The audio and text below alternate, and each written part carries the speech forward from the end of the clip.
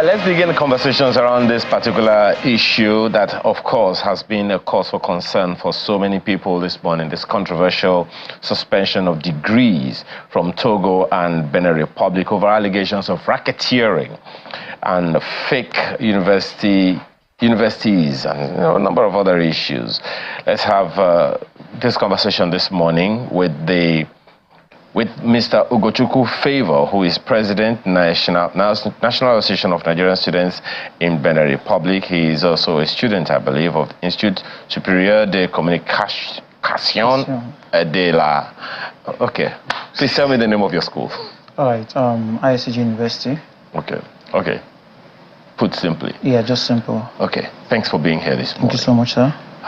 Are you aware, or rather, were you aware of the racketeering before the news blew? Yeah. You knew it was happening? No, the thing here is, this racketeering of a thing, it's something that we actually might be happening on the ground, but it's not really too obvious. Okay. All right, so, and it's something that's been happening, or we don't know about. All right, so this what really happened about this reporter actually brought to the public about what is going on ground.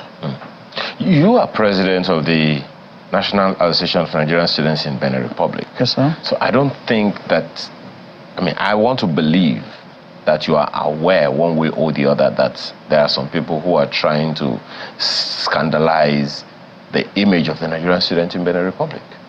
Were you aware that it was happening at all? Yeah, on this note, we are not aware. Okay. All right, being sincere, we're not aware about what is going on the ground. So that's it. Okay.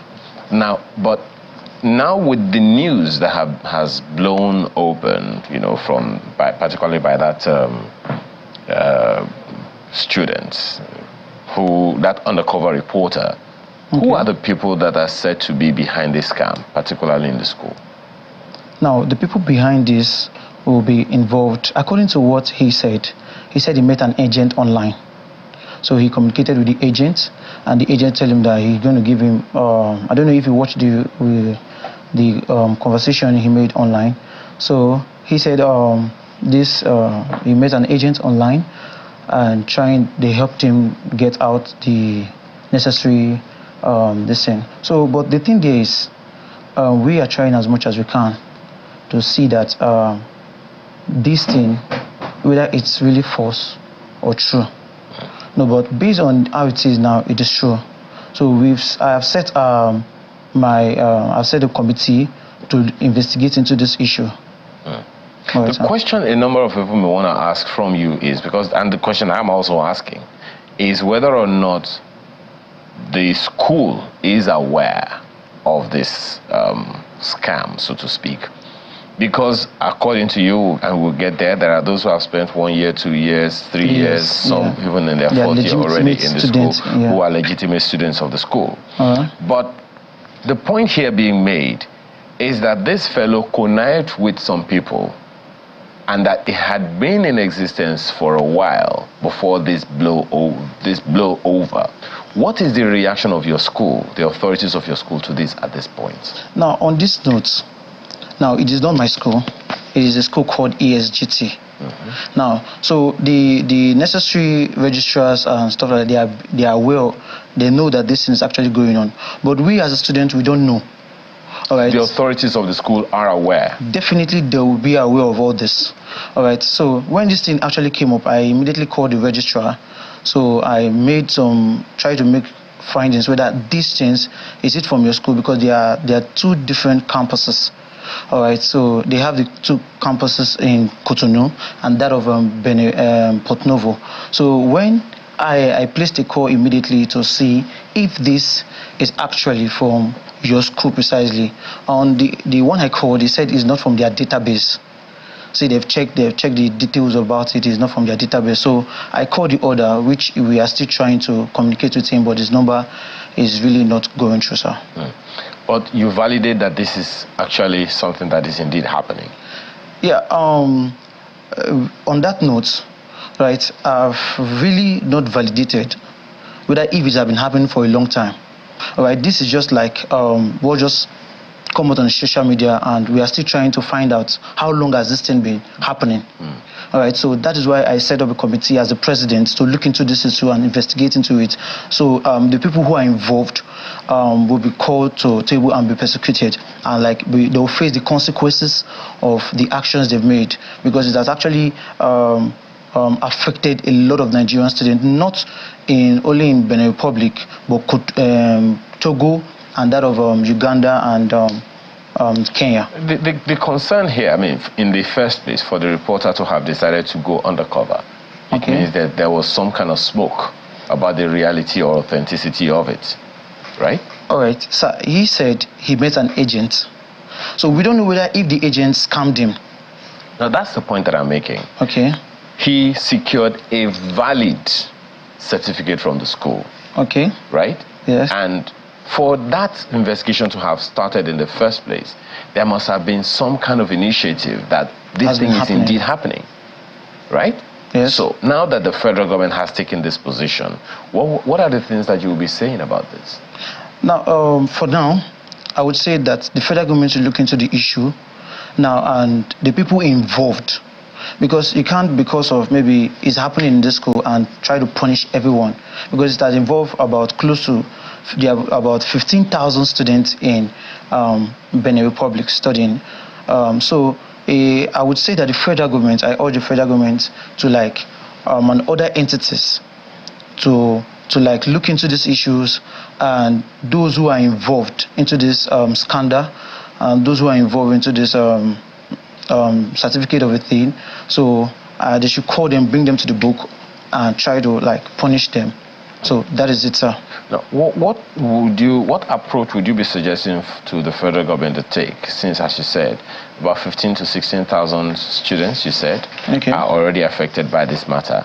Now, no sovereign nation would want to just keep its eyes closed, knowing that such horrendous things are happening within, to their students, and undermining the integrity of that particular institution. So, what are the things that you will be suggesting, particularly as concerning the legitimate students of these schools? Now, the steps that I want the federal government to take is to look into the issue closely. Now, the steps is because it can't involve all the students. The step that he should take, or the government should take, is in a sense whereby they will call the school and they'll bring them to the table, like I said, then they punish them, sir. They'll face the consequences. From what you have, since this news broke, there must definitely have been some investigation from your own part. Okay. How many schools do you think could be involved in this kind of scam? On that note, I'm not aware. I don't know how many schools are involved. Okay. So I don't know about how many schools were involved, who have been doing this for a long time, trying to tarnish the integrity of the certificate that students have gotten. All right, so I don't know on that note, sir.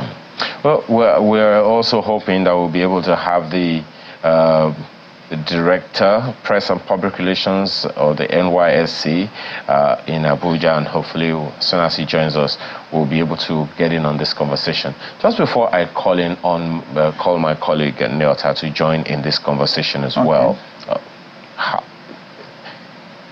what was your initial reaction? What kind of feedback have you gotten from your fellow students about this particular matter?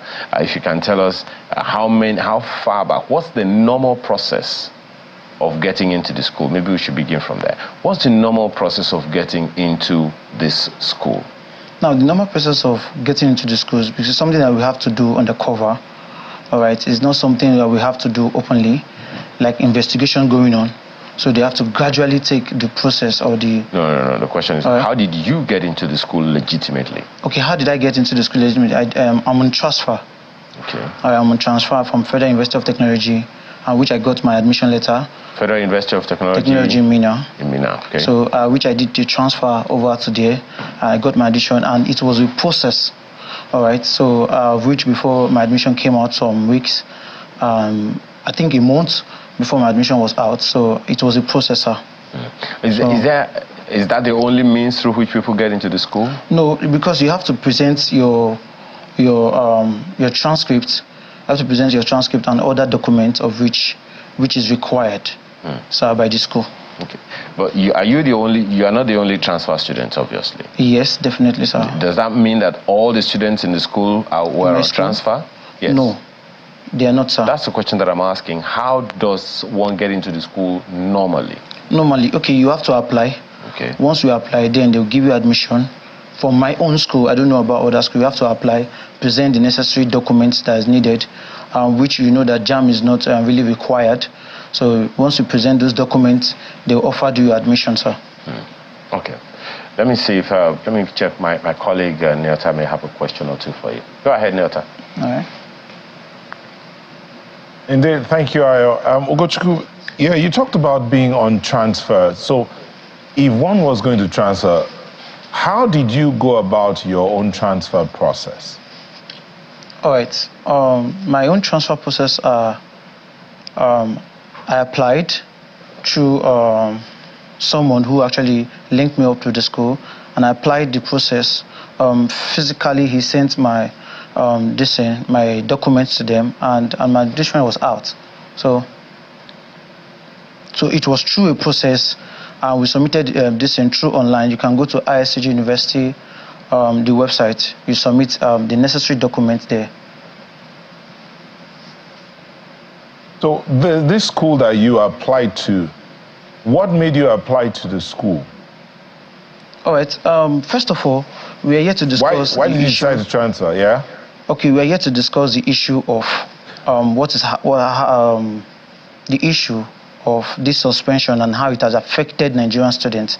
So, bringing this issue, all right, yes. So you're trying to get some valid reasons and some valid information from me on to know how far that these things have been, all right? So, but I believe that we should discuss on these issues and how it has affected Nigerian students, and we call on federal government to lift the suspension.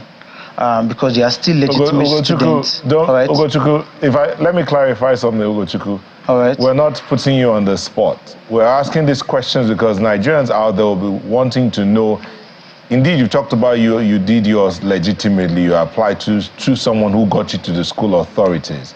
And then the question is, why did you choose to transfer from Futmina, which is also a very good school, to the school you're in the Benin Republic?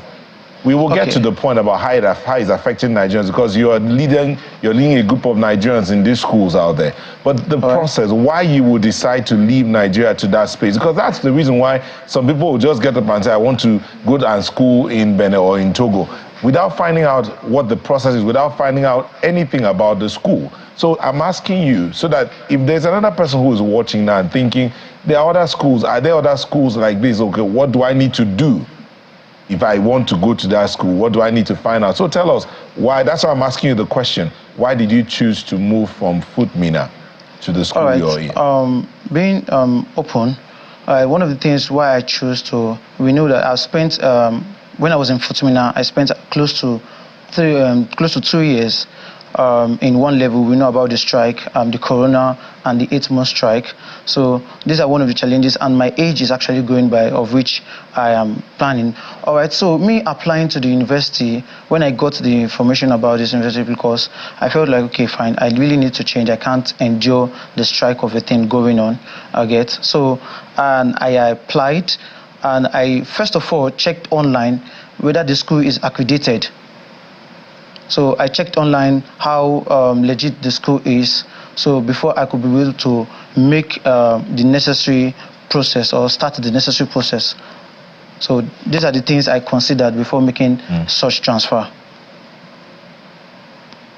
Okay, so now that the government has looked at, and based on that report by the undercover reporter, government has decided that certain universities are not going to be acknowledged. And indeed, there's even a news item out there that some other schools in other countries like Uganda or Kenya are going to also be reconsidered.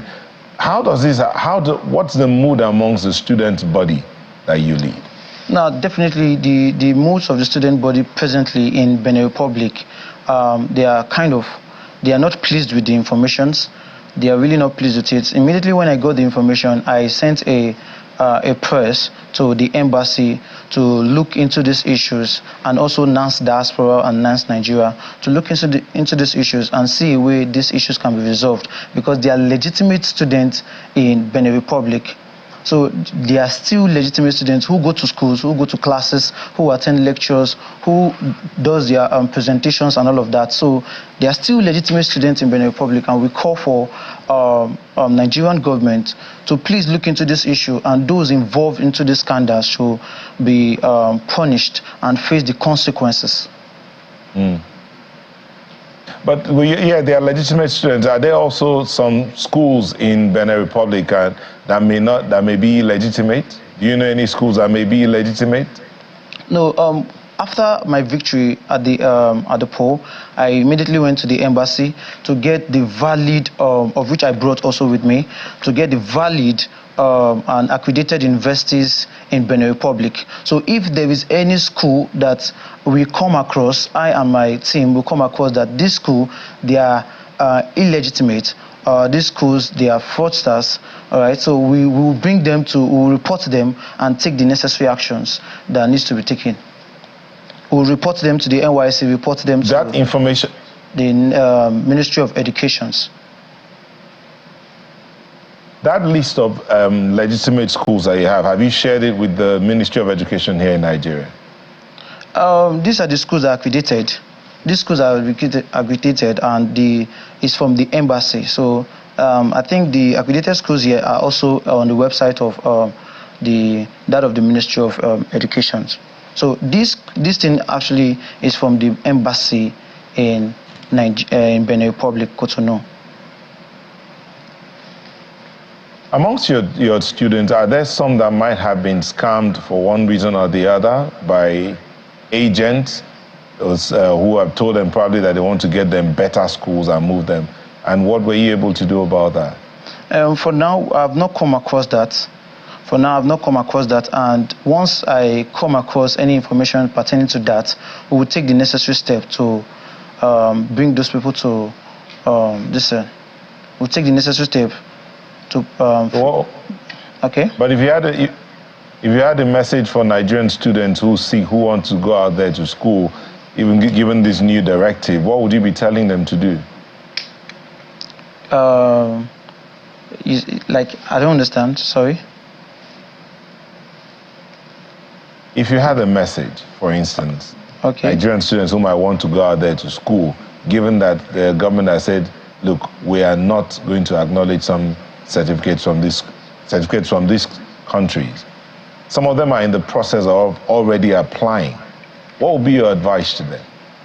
All right, for now, I'm being honest, I know this is under, like what this government said, this is under process, and investigation is going on, right? Right away. So I would tell them they should still apply, because they are still legitimate schools in Benin Republic. Honestly, sir, and I can attest to it. There are still schools that are accredited, schools that they are not into anything of which I know of.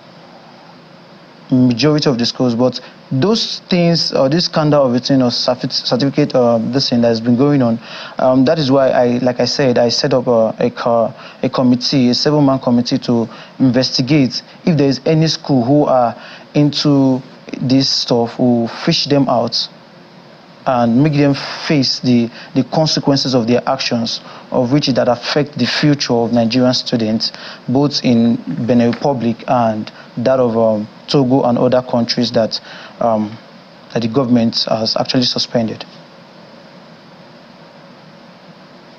Well, Mr. Ogochukwu, just one last question now. All right, sir. In the event that the federal government doesn't rethink or reassess as you are requesting, what else would you be suggesting? What would be your next line of action?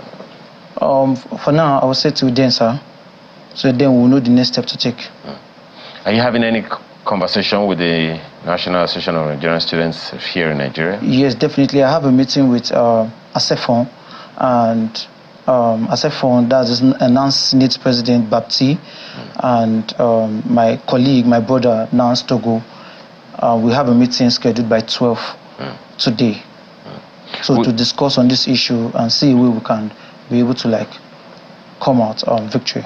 We also understand that the National Association of Nigerian Students Senate President is also waded into this. Any conversation on that matter as well? Yeah, I've made I called him. He called me rather. Sorry, he called me concerning the issues, and he said he will book an appointment with the Minister of Education, after which he will come to Benin Republic. And during the course of our conversation, he said he's going to set up a committee to still look into the issue, so we can fish out every bad eggs that is trying to tarnish the image of Nigerian institutions. When you say these bad eggs, I mean, let's imagine, without conceding, that there are some Nigerians who are involved in this scam. It goes without saying that there are some Beninois and some Togolese who are also involved, right? Because it is within their school, and all of these things are happening within. In the event that that happens and it is confirmed that some other people from other nations are complicit in this matter, what would be your suggestion? What would be my suggestion towards? To the government, either of the governments, on how this matter should be dealt with so that it doesn't happen again? Then we'll report them to the necessary, to the government, report them and report the individuals who are involved to the government. Then they will take the necessary actions. And in Benin Republic, there's a strict law in Benin Republic of which everyone is concerned about that. So you don't do, we Nigerians that are over there, we have restrictions to do some things. All right, so because the laws there are kind of very, very strict, of which we are careful of. So anybody who is involved would report them to the necessary government entities over there in Benin Republic and the other countries, like I said. Okay, well, for this to have gone on for the length of time that it went, it suggests that maybe there was some complicity, just as you're saying. Just to be clear, is it a crime that has been committed? Yeah, it is a crime. It is a crime, sir. Has anyone ever been caught for such crime in? Yeah, we've not had experience about that. So we've not seen anything about that. So this one is just something that actually went viral on the social media. So it has drawn the attentions of virtually both the government and everyone. So that's why the government take the necessary decision they took. Right, but I really want to say something. There's a point I really want to clear out on air, because I want to have a conversation with this guy who is called the reporter. All right, because this step he has taken, all right, because he's trying to doubt the credibility of the government. For example, now he went to he after finish, he got his passport was stamped. All right, so his passport was stamped and he was not available. He was not present there. So you are trying to doubt the credibility of the immigration. I don't know if you understand what I'm trying to say, because your passport was stamped when you are not available there. Now, and that aside, this guy served 2019, and he still served again 2023. So you are still trying to doubt the credibility of the youth, that is NYC, because if someone has served before, he can't serve again, because their database will fish out your details and say, okay, this guy has once served again. And if you have served before and you are still serving again, you have to be punished. He has to be arrested. No, I'm just trying to draft a point out. Okay. So he has to be arrested. This guy needs to be arrested because I know he's a reporter who is trying to clear out some things, but on that note, you are trying to implicate some persons. Now, because in sense like whereby you are trying to implicate the government, the NYC and the immigration, like I said. So you trying to go serve the second time, that means you need, like, the NYC are not capable, their database is not really working for you to go and serve the second time. And you don't think that this effort that has been made, excuse me, it's in the interest of even you yourself to ensure that those things don't continue, because you're spending, this is your 4th year, you said, in the school, and he was able to get what you are going to get in 4 years within 2 months. Don't you think that this, in one way or the other, exposes and blocks the way from those who would want to perpetrate this scam continually so that we can block it. And if he served in 2019 and he's serving in 2023 without holding brief for anyone, I mean, don't you think this is another way of saying we have some loopholes in our systems that we need to block? All right, I'm not doubting that, but then since this is out already, all right, so we are taking, I urge the government to look into it and take the necessary step as fast as possible, sir. Okay, well, there's this track, this voice of the Minister of Education that I'd like you to quickly respond to. He was talking about this whole fake certificate saga. Let's take a listen. Well, the starting point is that the committee is going to review the operations of the various ministries and agencies responsible for recognition and accrediting of degrees from outside the country. And we are already working on being vigilant on the internal mechanisms for those who try to sneak into the country. But for those who go offshore, for those ones, we want to strengthen the system such that nobody can bypass or come in whatsoever with such qualifications and get any recognition whatsoever. We are not going to stop at those two countries alone because from the report that we have already, it extends to many countries, Western Africa, Central Africa, and all that. Of course, we are not going on a voyage of discovery, but we'll do everything possible to ensure we get necessary information. If along the line, we are able to trace that there are people already in the system. For instance, if a particular institution or operator has been operating, say, in the last 10 years, we'll check to see if we can get records of Nigerians who attended that institutions. And then once we do that, they are criminals. And there's no time frame to criminality. So we'll trace them. As long as we're able to lay our hands on their institutions and they are right here with us. Certainly, the security agency will go after them because they are criminals. It's a good idea and it's a good initiative. Sorry? It's a good idea and it's a good initiative. Okay. So I think they should fish out the criminals, fish out the people who are involved, trying to spoil or tarnish the image of the legitimate students who are studying in Benin Republic or other countries as well. Suppose, and this is just hypothetical, purely hypothetical. All right. What if some legitimate students of the school are responsible for they are part of this scam? Some of your fellow students that you know are part of this scam. How would it feel? How would they feel if they are part of the scam? So that, I don't know. The thing there is, like I said, the way they will feel about if they are part of this scam, right? How would you feel? I will feel bad, definitely. I will feel bad. Then I will report them. I will definitely report them, sir. Okay. So I will take their names, then we'll report them to the school management that if they are part of this, they should stop it immediately. Okay. Or they should be expelled from the school. Okay. We have to thank you so much for being here this morning to speak to us about these issues.